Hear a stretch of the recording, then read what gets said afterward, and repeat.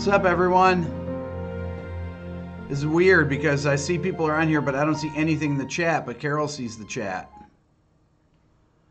So I wonder if I'm gonna have to read the chat from my phone or something, or Carol can read it for me. I can see all these people on here. Do you think if I refresh the thing, it's gonna screw up anything here, Carol, or not? Everybody, yeah, that's Carol. Hey, everyone. You can read it on my laptop if you want. How about that? Yeah, I can do that. Yeah. Here. And just put it up here or something? Yeah. Okay. I'm going to take questions here. Really can be about anything. Oh, there we go. Look at that. I'll give you my other one. You like the title there, Ryan? Okay, so there are people on here. Awesome. Fantastic. Daniel, hi from North Korea. Come on. No way. You're not in North Korea. Is that possible? Okay, let's see. Are Strats really good? Juan asks. Stratocasters? Fenders? Depends. You got to get a good one. You got to get a good ones. They're really, there's so many different kinds that you can get. Before I go on any longer, I always do this. I'm going to offer my Beato live stream discount that's good for 24 hours. RB247, 20% off the Beato book. That's my gift to you guys for coming on here.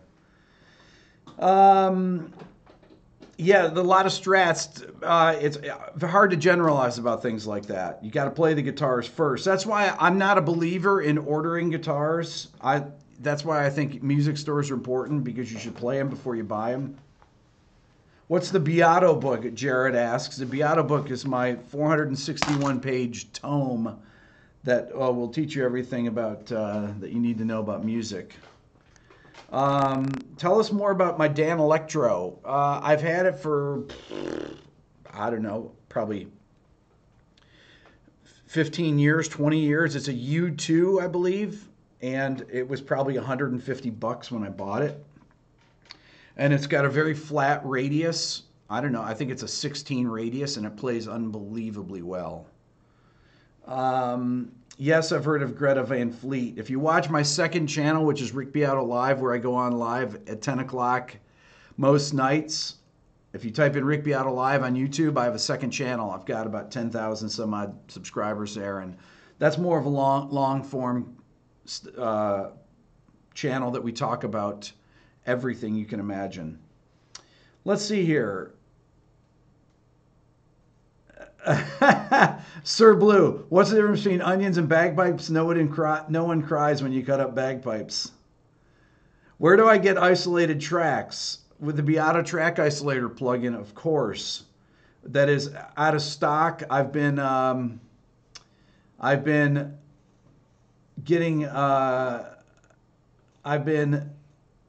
answering that question for, I don't know, pretty much on every single video that I've done, it's somewhere in the comments. So when did I start making music? What made me start making music? Plainview asks.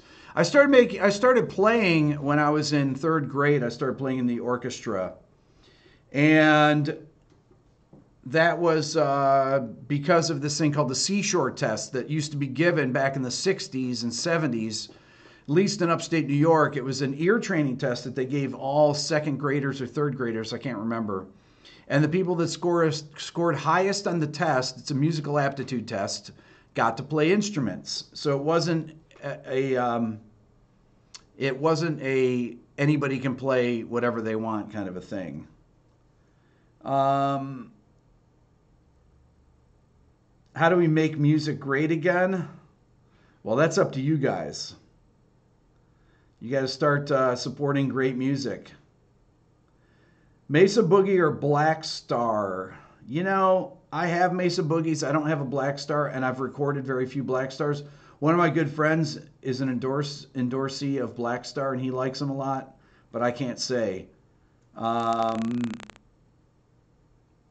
What is the band or artist that most influenced my style of playing or way of playing? Oh boy, probably for rock playing, probably I would say probably Led Zeppelin, something like that initially, because that was really the first stuff that I learned to play on guitar. And then for jazz, I'd say probably Joe Pass and Pat Metheny, Wes Montgomery, not in any particular order, because those are three people that I was introduced to. Joe Pass, my dad turned me on to. My friend, guy whose lawn I mowed, named Tom Rizzo, turned me on to Pat Metheny. He owned a music store that I took lessons at eventually. He's a great guitar player. And then Wes Montgomery, I learned through reading who Pat Metheny was influenced by. So there you go. Let's see. Can I please do Led Zeppelin now that I can do What Makes This Song Great on Instagram? I will do Led Zeppelin. You know, we're still, for those of you that don't know, I have an Instagram. It's Rick Beato with a number 1. And I have put up my Queens of the Stone Age in 18 different parts. You can do these 9-part posts on Instagram. And I encourage you to all subscribe to my Instagram if you haven't subscribed. I'm starting to put things. I just put a video up, a Peter Gabriel video up there that I'm working on for What Makes This Song Great. And I'm going to do extra bonus material for all my videos now will be on my Instagram. So I have one from the Chili Peppers that I put up. It's I want to say it's a 2-parter, isn't it, Carol? Yeah. It's a 2-parter. You swipe left on it after 59 seconds or so plays. Swipe left and you'll see the next thing in the series. And for those of you that said it's in mono, it's not, or that say, oh, Instagram is in mono. Instagram is not in mono if you have more than 5,000 followers. So it is in stereo. Let's see here. So, do I recommend CD Baby or TuneCore for distribution? I've used TuneCore and I've used CD Baby, and I know people that use both. And everybody says good things about them both, and everybody says bad things about them both. Honestly, it's all based. You guys are the ones that should be out promoting your own music. There's no excuse nowadays with all the possibilities that there are on the internet through social media, through multiple social media platforms, YouTube, Instagram, Twitter, Twitch, Facebook, even though I hate to mention it. There are so many, and I would not recommend Facebook personally, even though I use Facebook and I've had a lot of success on Facebook, but I think that it's the platform does not favor people that are trying to promote their own original material. So that's what I'd say. There's many different social media platforms, but it's up to you to do this. Reverb Nation, I see that. What are thoughts on Reverb Nation? And you know, there's a lot of different platforms like Reverb Nation, SoundCloud, things where you can post your music. But I I don't necessarily think that that's, you can be heard that way, but really, you want to promote yourself, you have to do things just like I'm doing now. I'm a 56-year-old guy that never used social media before 2.5 years ago. I did basic facegram posts once in a while. Then I fell into a viral video with my son Dylan that had 20 some odd million views, multiple viral videos with him. And then I started my YouTube channel, which will be 2 years old, really, even though my posts go back to 2007. But I really started making videos. I made my channel trailer on June 2nd, 2016. So the anniversary is coming up, the 2-year anniversary of that. And I've gone from there to almost 350,000 subscribers, which may be reached today, but definitely tomorrow. Best tube amp for recording. Best tube amp is the best sounding tube amp. All tube amps need to be maintained. There are certain types of tube amps that are great for certain types of music.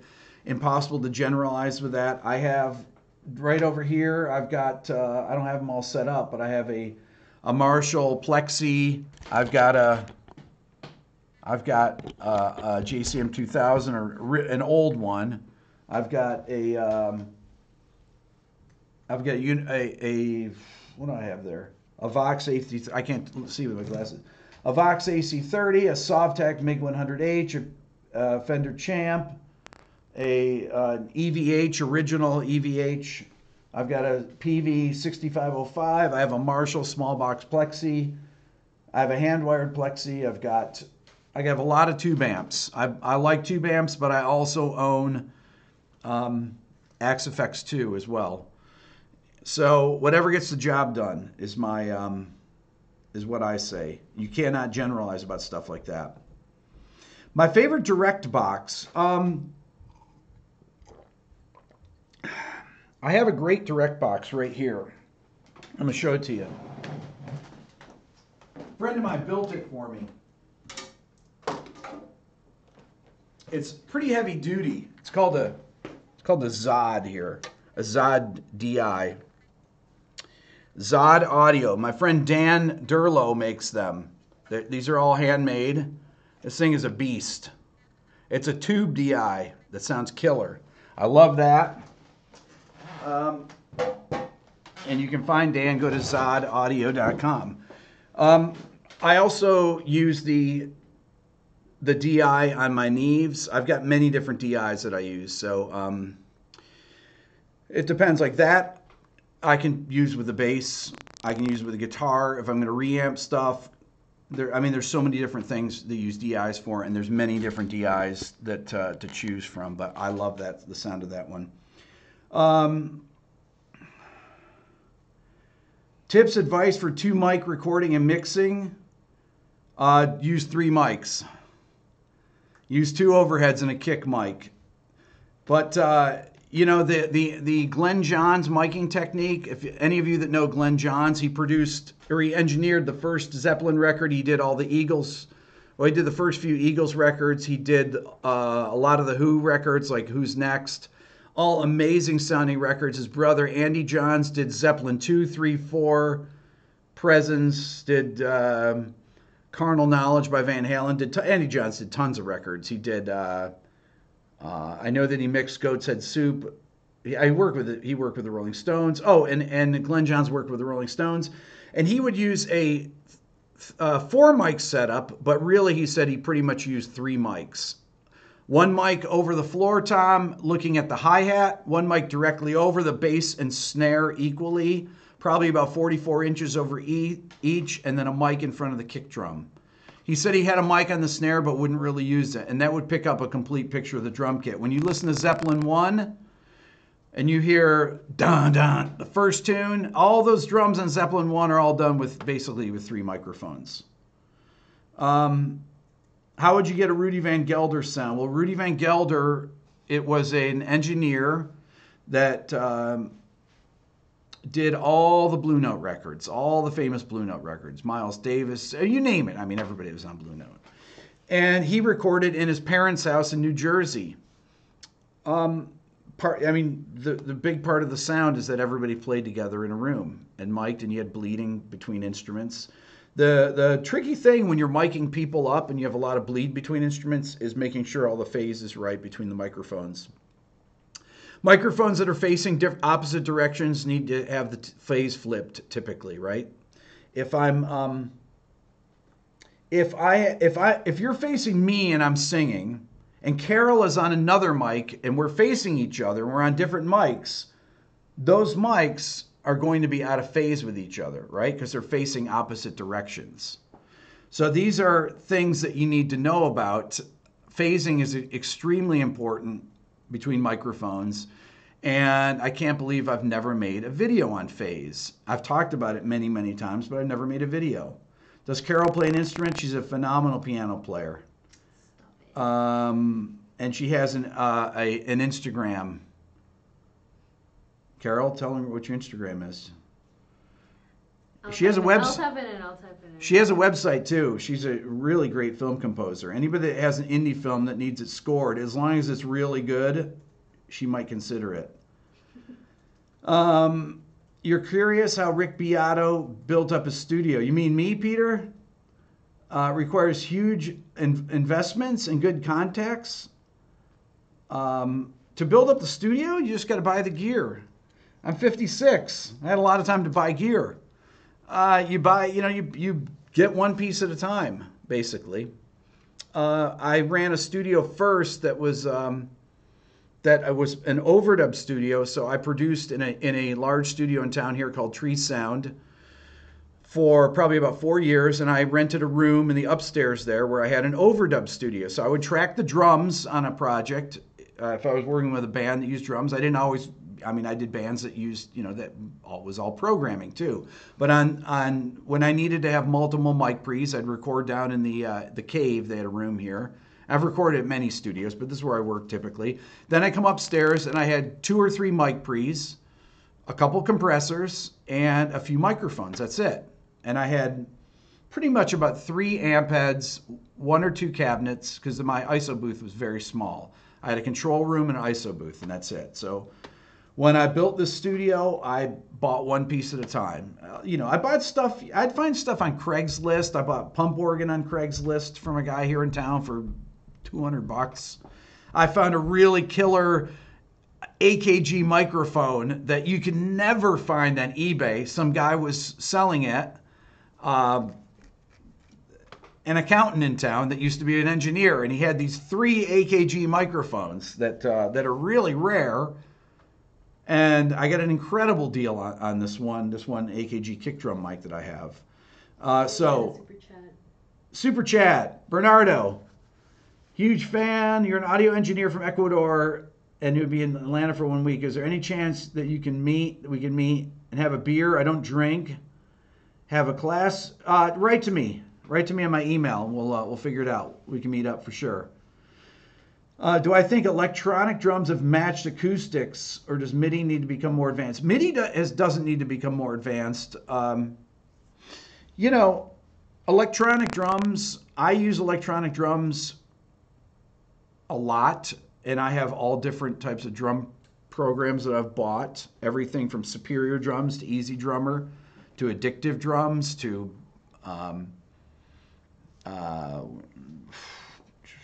BFD. I think, the Slate drums, I've got them all. And if you know how to program them, they can sound incredibly realistic. The place where you get caught up, honestly, is in the cymbals and the hi-hats and the hi-hats and the crash and ride cymbals, because that's where the variation comes in, because you never hit the cymbal in the same spot. You don't really hit the snares in the same spot, but they're all multi-sampled anyways. So why am I retired from production now? Because I make videos like this all the time and I don't have time. No, because I don't want to do it anymore. That's why. Although I'm not totally retired, I did a live stream the other day where I had a band in here, but that's the first time I've worked on anything since the fall of 2016. Hugh Padgham, you'd like to know about his technique. He is incredible. Hugh Padgham is a producer from England who he's probably best known for his producing, I want to say, Ghost in the Machine and then Synchronicity by the Police, which are phenomenally good sounding records. But, you know, there used to be a website that had a great interview with him. And I can't remember what it was that I saw that was really fascinating. And I want to have him on Sounding Off. I think he'd be a great person to interview. And he got really incredibly great sounds on those Police records. So any of you that are fans of production, to me, those Police records, Synchronicity is as good as sounding as anything today. And the songs are too. What does music production entail? What types of hours were you doing per day? Oh, man. Music production is basically like being a director of a movie. And the kinds of hours when I was doing it, it depended. When I started, before I was married, I worked from 10:30 in the morning till midnight every day, 6 days a week. With my assistant, Ken, that you saw, his nickname's GL. He was in here the other day. Any of you saw my live stream, he was in here. And I'm doing a video on recording Hammond organ that I'll put out here the next day or so. And he's in that video. But that would be typically the hours. And then after we both had kids, then we'd work from 10:30 to 8 typically, till 8 p.m. 6 days a week. When you have bands, I worked with bands from out of town all the time. And when you do that, you have to work. You got to work on weekends. You have to, because people that come out of town, any artist that comes out of town, if it's a full group, they don't want to be paying for hotels and have nothing to do on the weekends. So that's just part of life, and that's part of production. It's tough. It's a tough business, but it's all tough, you know? How do you fade a pinch harmonic back to the fretted note, for the love of God? How do you do a pinch harmonic, first of all? How do you fade a pinch harmonic? Well, I can't really demonstrate here because I only have my classical guitar sitting right here. So, that'll be a good one. I'll make an Instagram post of that. How's that? Will I make a video about John Bonham? Okay, John Bonham. I've got some John Bonham drum tracks that I played the other day on my second channel that my video did not get blocked, but I don't want to take a chance with that, or otherwise I'd play you some John Bonham today. But I will do a John Bonham video. Let's see here. Nari's on. What's that? Nari, what's up? Anybody that doesn't subscribe to Nari Soul's channel, she just came on right there. She has an amazing channel. You should all subscribe to it. What's up, Jay? Make it squeal. There you go. Am I a fan of Trent Reznor? I have a 9 Inch Nails. What makes this song great? Coming out soon. Any videos of Pat Martino? Videos about Pat Martino? Yes, is the short answer. I'm a huge Pat Martino fan. And, you know, I have Pat Martino's phone number that one of my friends gave me, and I've never called him because I didn't know what to say. What would I say to Pat Martino? I want to interview him, so I need to get his email and write to him. But I love his playing. And when my son Dylan was a baby, I used to play him a lot of Pat Martino videos, live videos that were from YouTube. And his two favorite records I did, he has a record called Consciousness, and he has a record called Footsteps that I love. I don't know if they've both been re-released, but I have the LPs in the other room. I have a lot of Martino records.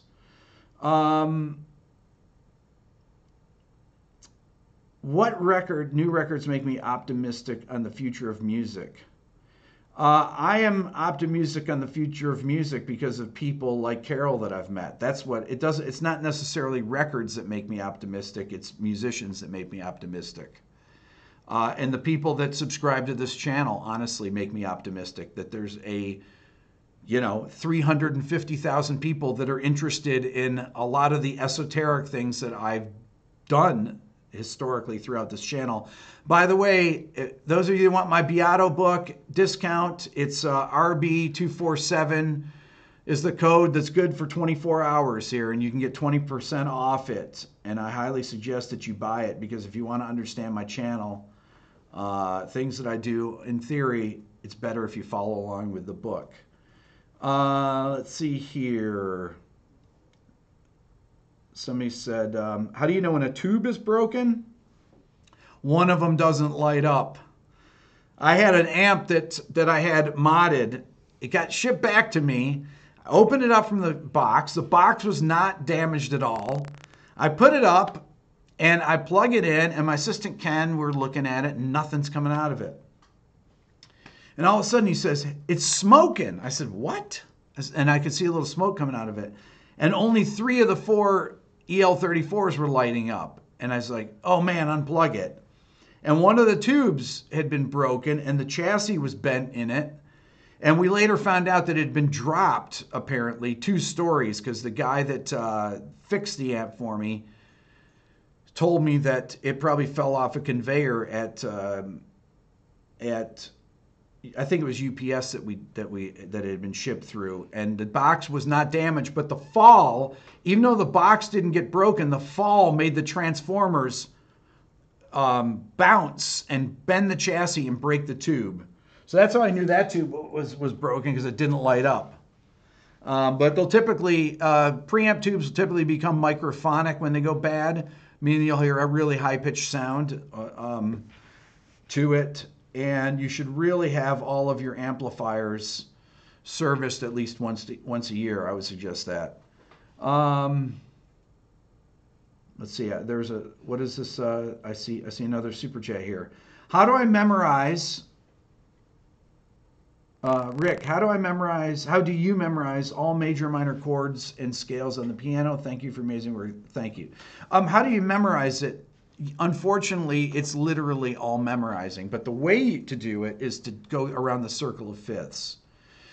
Around the circle of fifths, so you can go in a sharp direction, C, G, D, A, E, B, F sharp, and then go to your flats, D flat, A flat, E flat, B flat, F, and then go backwards, C, F, B flat, E flat, A flat, D flat, F sharp, or G flat, and then go B, E, A, D, G, back to C that way. So you want to do them and know them around the circle of fifths that way. And then I would do them, practice them in whole, moving in whole, or I would just practice them, just reciting them, frankly. C, E, G, G, B, D, D, F sharp A, A, C sharp E, E, G sharp B, and go through those like that. I mean, there's no shortcuts for memorization to memorizing other than repetition and make yourself charts. I taught it to, I can teach it to kids. I taught it to my son Dylan when he was 4 years old. He knew all his major, minor, diminished, augmented, suspended, Lydian, sus2, triad. He knew all of those triads that he memorized. How? I just told him, Dylan, E flat major is E flat, G, B flat. You got it? Yeah. B flat minor, B flat, D flat, F. And you just memorize them. There's no shortcuts. Let's see here. Best advice for beginning learning guitar: practice every single day for 10 years straight. I never missed a day when I first started. Rick, would I ever do a video series about songwriting, song structure, melodic, rhythmic contrast between sections? Yes. I will do a songwriting one. I'd never done any music production or songwriting videos or anything until I did this, What Makes a Song Great. No one ever watched any of my music production videos. When I first started my channel, I started out with ear training videos, videos on perfect pitch, the first few videos I did. And then I did production videos. I did a video about Andy Wallace mixing style, Brendan O'Brien, Chad Blake. I talked about mixers that had, styles, talked about the techniques they used. And very few people watch those videos. And so I abandoned doing them, honestly, forever. And then I just went in and I started doing theory and film scoring and things like that, and a lot of esoteric topics that I did. So what else here? Amet, am I banned yet? Is Amet trying to get banned or something? He wants us to play the lick. Should I play it, Rick? Oh yeah, okay. Carol's gonna play the lick. Hold on. Which version? Do the Neely? She'll do the Neely version of the lick, and then she'll do the Carol version. Okay. No more after this. You ready? Hold on. Go ahead, Carol. That's your chord. Yeah. And she ended with the Beato D major over E flat chord, tonic diminished. That was pretty cool, right? I always forget to have Carol do that. Okay, Zachary wants to know, how do I feel about the wave of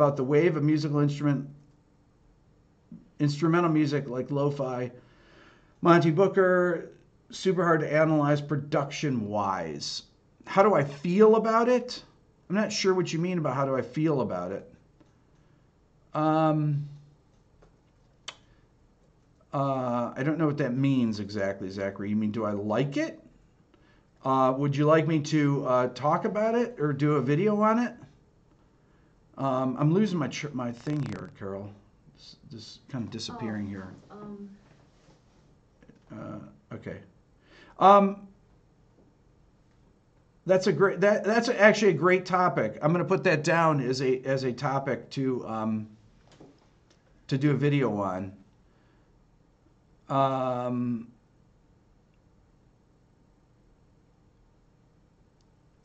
So I will do a video on that. That's actually great because I'm always looking for things like that, things that are out of the blue. When Carol and I are talking about this, about what to do videos on, for example, when I was talking the other day, I did a quick live stream and we were setting up to record organ, and then I thought to myself, wait a minute, I've never done a video on recording a Hammond organ. So filmed it. Do I know Peter Collins in Nashville? I assume you're meaning that Peter Collins, the producer that produced Queensryche and produced Indigo Girls and produced a lot of different groups. I know, I've actually met him before one time years ago. I do know his work, but I don't know him. Did I ever go to Scorgies when I was in Rochester? I played at Scorgies. Oh, man. Carol, I have a picture of my old band over there, the Monroes. I was in a punk rock band called the Monroes back in the 70s, and we played Scorgies. Wait, this? Yeah. I didn't know this was. Carol's seen this picture around here. Like all the time, and I couldn't figure out. This is my old punk rock band. That's me right here. Okay, that was the Monroes. Which one is you? Right here, jumping right there. What? Right there. That's me when I was 16 or 17. You see how skinny I used to be? That's in the back of my folks' house. You can see how close the house next door. This is the house next door here. So our houses were about 5 feet apart, maybe 10 feet apart or so. I mean, you could open up our kitchen window. You can hear if our neighbors, the Rapoos, had their window open, you could hear them talking in their kitchen. You know. So then I had the Fawcett's, Cletus and. What was Mrs. Fawcett's name that lived next door? Oh man, they were so mean. Mrs. Fawcett used to yell at us if we rode I'd ride my tricycle on the sidewalk in front of her house. Get out of here! She'd yell. And one day she made a mistake of yelling at me when I was about 4 years old or so, and my dad was standing outside, and my dad was a pretty imposing guy, and my dad went over there and freaked out and yelled at her, and I'll never forget it. It was amazing. I ever hear you talk to those kids like that? They can ride, and you never heard a peep out of her again. But she would yell at us from inside the screened-in porch. You could never see her. I never even knew what she looked like. She would just yell if you went in front of her house. Ever into Billy Sheehan? Is he from Ithaca? I didn't know Billy Sheehan. Billy Sheehan, I thought, is from Buffalo, actually. You think you remember the Monroes. There you go. Scorgies there. I haven't thought about Scorgies in years. Tricycle. I know, Brian. Sorry about that. We used to ride tricycles in the old days. I don't think they make them anyway. How did I hang my dry erase board? I used Velcro, and the Velcro was not $16. I used 6 little picture hangers of Velcro. They were probably about, I don't know, $4 a piece for I think I used 2 little things of them. And I bought the whiteboard, which is 4 feet by 3 feet at Lowe's for $9.50. If you were trying to buy a whiteboard that was that size, you'd pay, and it actually was framed, it'd be a fortune. It's good to have a dad that can chase the mean out of a woman. There you go, Fred. Oh, my dad was a man of few words, but if anyone ever messed with his kids, oh, forget it. All the kids in the neighborhood were afraid of Mrs. Fawcett. And after that, everybody was like, Mr. Beato is the best. I can't believe he yelled at Mrs. Fawcett. He just went up to the screened-in porch. He couldn't even see her. But he could hear her yelling. He was standing on the front porch. She couldn't see him when she was yelling at me. It was amazing. That was probably, I know, wait till your father gets home. Oh man, when I was bad and my mom made me go to my room and my dad's truck would pull in, he worked for the railroad, and I'd see his railroad Penn Central truck pull in, and I'd be waiting and I'd hear him clear his throat and then walk up the stairs and the stairs be creaking and Rick! Oh, it was pretty awesome. I miss my dad. He was the best. Maybe Jacob Collier on sounding off. Carol, what's up with Jacob Collier? Carol knows Jacob Collier, but I don't see him on sounding off yet. If Jacob sees this. What do I love most about Led Zeppelin? Probably honestly, the diversity. I love Robert Plant singing. I love Jimmy Page's, the fact that he wasn't just he's a session guitar player before Zeppelin. He was really had incredibly varied tastes and styles. And John Paul Jones, I mean, what are you going to say? These guys were all pro musicians, From Tricycles to Triplets. That'd be a good name for a book there.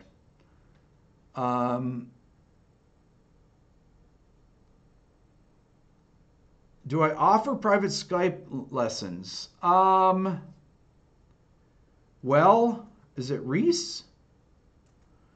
Not really, but write to me. I usually don't, but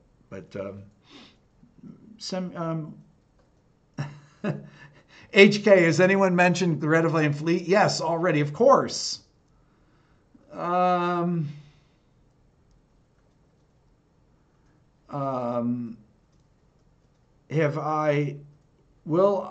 Curious if I'll ever explore the funk genre. I started to. I just did a Chili Peppers video. That's not that funky though, really. My guitar teacher in high school played in a funk band called Cabo Frio, and I used to go see them all the time. They were from Rochester, and I used to love to go see them. The drummer played a bebop kit, and they were a great band. And my cousin George was the bass player. He's a phenomenal bass player. Was I able to get Bob Lefsetz for sounding off? Was I able to? Well, I never tried, so could I? What's up, Peter? Good to see you.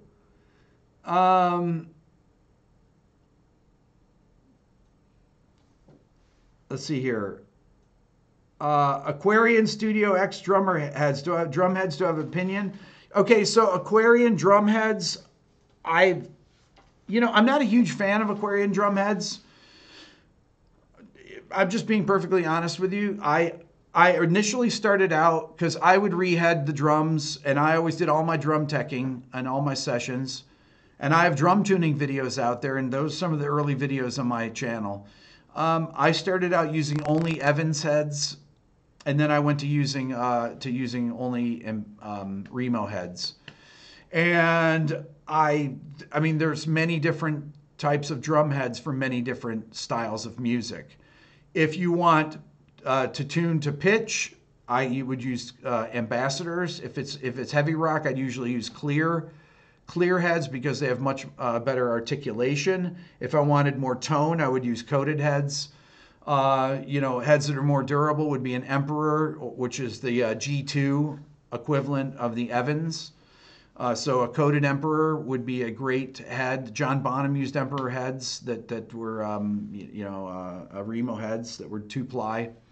The thing is that you typically will use an Emperor on the top and an Ambassador on the bottom, for example, clear Ambassador.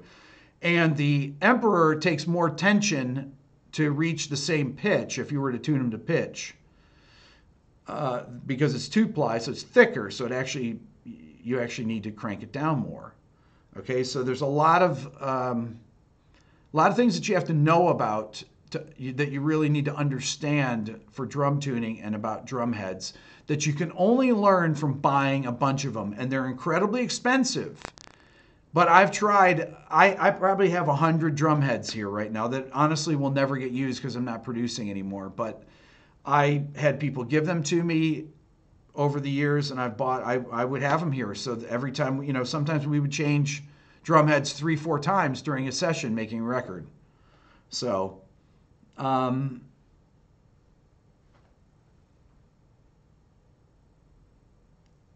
let's see here. You're using a guitar to track videos. Let's see here. Who would you charge more to produce my band, Rick Beato or Brendan O'Brien? Who would you charge more? I have no idea what that means. Good hi-hats for recording. Once again, depending on what, some people will use 16-inch hi-hats. We'll put 2 crash cymbals together for a hi-hat. John Bonham used 15-inch, would use 15-inch hi-hats. And he used pasty. I've got, I have Neil Peart, his signature hi-hats, what do they call them? I think Sabian makes them. I've got Custom A's, I've got A Customs, I've got, I've got many different types of hi-hats, tops and bottoms. I mix and match them, 14s, 15s, 13s, depending on what you need them for. So, the Paragon, thank you guys. I love the Paragon. They're really mid-rangey. I noticed on the Chili Peppers video, I'm really attuned to the hi-hat pitches, and the type of sound that you're going for, where you don't want to be competing with the other instruments. You need to have the right pitch and right articulation. Sometimes some of the bigger cymbals are slow to articulate, but the ones that Bonham used, for example, have the ridges on the bottom so the air escapes faster, so they articulate faster. Favorite audio interface?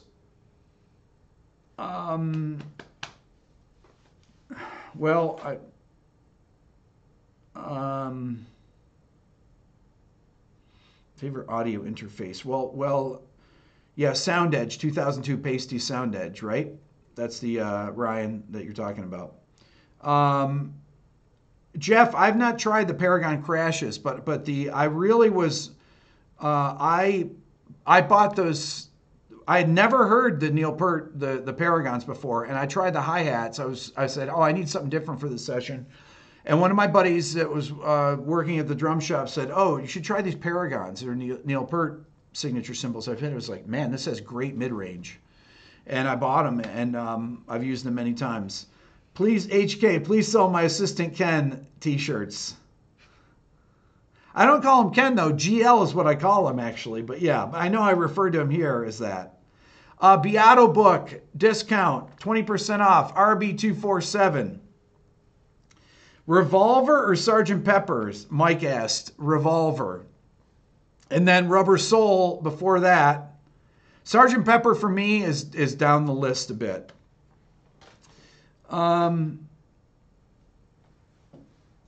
I remember 805? Of course I remember 805. They were a band from Syracuse that did incredible prog rock covers. They would do Lamb Lies Down on Broadway. They would do, amazing Beatles covers. They did, oh man, they were a great prog rock band, cover band. Abbey Road is I would put in front of Sgt. Pepper's personally. Hemispheres area or moving pictures era for Rush. I like the Hemispheres, and I like Farewell to Kings and Hemispheres. That is a great combination of two records. I know it's Peart, Neil's last name, but I can't change the way I say that because I've been saying it for about 40 years wrong, incorrectly.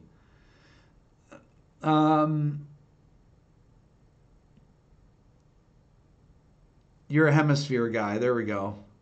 Favorite Yes album? I have a Yes video I've been working on. I almost posted my Yes thing. So those of you that missed the beginning of the stream, I have an Instagram, Rick Beato #1, and I'm posting extra material from my videos, all different videos. I'm going to start posting on there. Check it out. I put the Queens of the Stone Age entire video in 18 parts on there. I put an extra thing from the Chili Peppers video that didn't go in the video. And then I put up a Peter Gabriel one today over there on Instagram. Is Guthrie Govern the best guitarist in this moment? Well, he's one of the best rock guitarists. No question about it. Absolutely phenomenal. He's a great improviser. And he has great rhythmic. He can develop ideas incredibly well. I love his playing. Am I a fan of native instruments? Yes, I'm a fan of native instruments. I use the native instrument stuff all the time, don't I, Carol? Yeah. All the time. I use their, obviously I use the interface, Contact. I use the, what's the plugin that has all the things that are on it? Contact, right? That's your Complete 6, I think. Yeah, yeah. So I use that. I have so many plugins for it. The obviously the Complete batch, but the player gets used. The sampler, obviously so many companies use it, so I use it all the time. Any Vietnam flashbacks caused by producing again? No.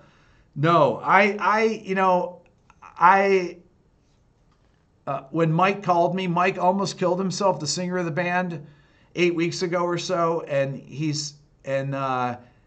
Mike, I came out of retirement for. I've been working with Mike since Dylan was a year old, not even a year old. I've worked on a bunch of different projects with him, and when he called me, I said, "Of course, you can come in." And I love the guys; they're great guys in the band. They were on tour with the National coming through town. Swerve Driver, what makes this song great? Dean, yes. I talked to Adam Franklin about being in an interview and giving me some tracks. I want him to give me tracks off Mescal Head, but I would take anything, honestly. And I want to interview him. He's the singer for those of you that don't know Swerve Driver. They're my favorite shoegazer band, over My Bloody Valentine, which is great. For those of you that don't know Swerve Driver, check out Mescal Head, check out Raise, check out Ejector Seat Reservation, check out 99th Dream. These are all records of theirs, and they're all great. All their records are great. And it's interesting because when I worked with Trey Anastasio, and I'm not name dropping here, but I worked with Trey, and it reminded me because Trey loves My Bloody Valentine, and I was really surprised by that. He loves the Loveless record. This is years ago. I worked with him, I don't know, 14 years ago or something. But I was surprised that Trey was a huge Mighty Bloody Valentine fan. I thought that was so interesting. He liked Maria Schneider too, and I thought, okay, well that makes sense. He likes Maria Schneider, but he said, "Are you kidding me? Loveless is one of my favorite records." I was like, "Wow, that's so cool." Those of you that don't know that record of My Bloody Valentine, that's incredible. Favorite bass guitar? Tie between the jazz and P bass. What about interviewing Wynton Marsalis? I'd love to interview Wynton. People like Wynton, though, it'd be great to interview Wynton in person.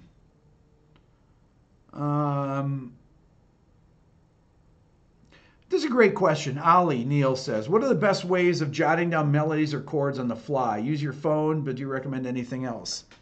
Your phone. I typically, honestly, will use my phone to get ideas so that I don't forget them, because by the time, I've got a great memory for a lot of things, but things that I just come up with spontaneously, I don't have a good memory for. Probably because there's not the associations built with it necessarily. But I'll, a lot of times I'll just quickly jot it down in notation.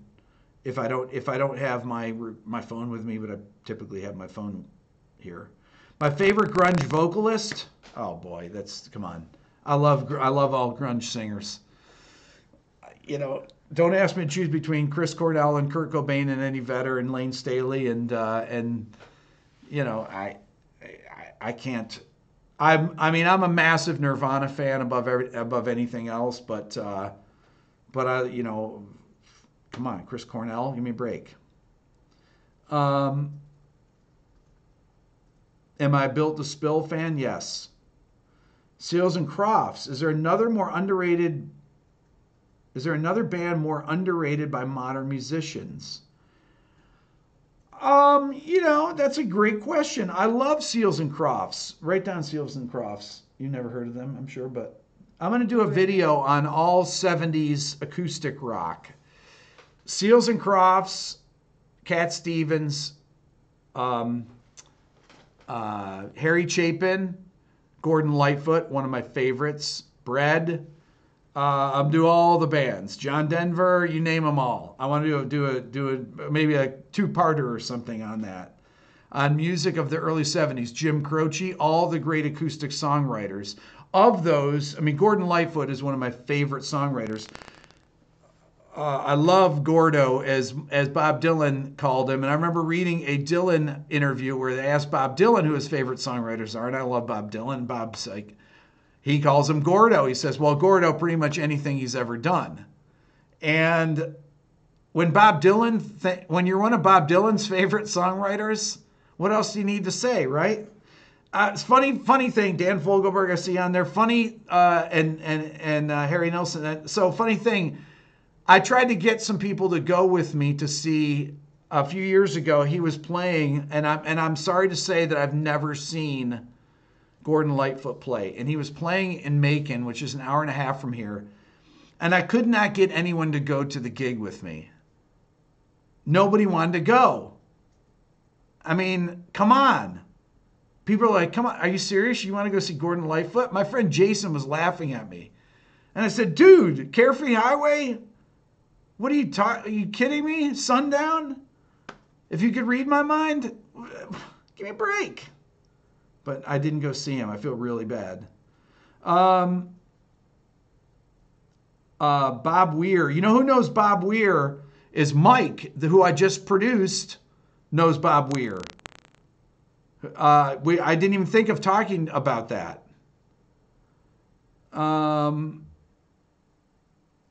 Okay, a few more here. A few more. I don't usually do the long form thing. Oh, Aiden's calling me right now. The greatest musician alive is calling me right now. I need to talk to Aiden here. Those of you that don't know Aiden, go back and look at my videos. I did a couple videos on Aiden. Aiden's the greatest improviser that I've ever heard, period. He's the greatest improviser alive. Aydinesen.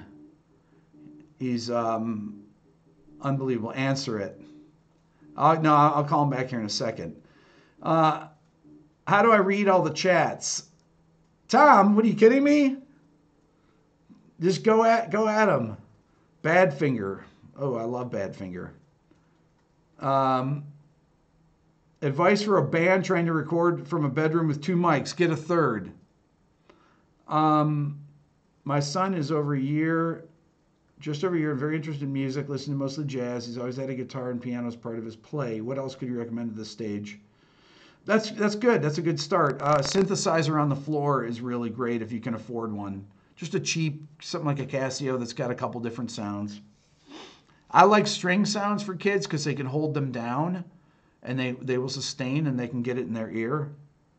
Ask him to improvise over the phone. I like Tame Impala, yes.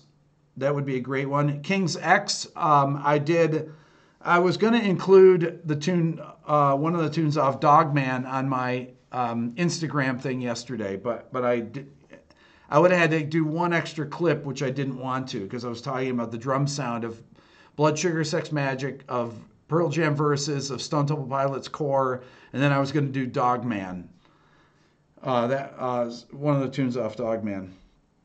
Anyways, King's X are blockers? No, I don't know if they're blockers. I have no idea. I just didn't include it because it was just because. I will do a Pantera. End of Breaking Bad with Badfinger. Oh man, phenomenal. One of my favorite scenes ever. Okay, that's good. We're good for today. Remember, Beato book. RB247 is the code. 20% off. You guys are amazing. Send me any comments that you have. You can go to my forum if you want. Leave anything there. Forum.rickbeato.com. But sign up for my Instagram. Rick Beato #1 at Instagram. I'm posting a lot of new content there. I'll be posting every day there. New stuff that's not included in my YouTube videos. You guys are awesome. And I will do a Porcupine Tree tune will be as part of what makes this song great. I know people ask about Porcupine Tree a lot. Thank you.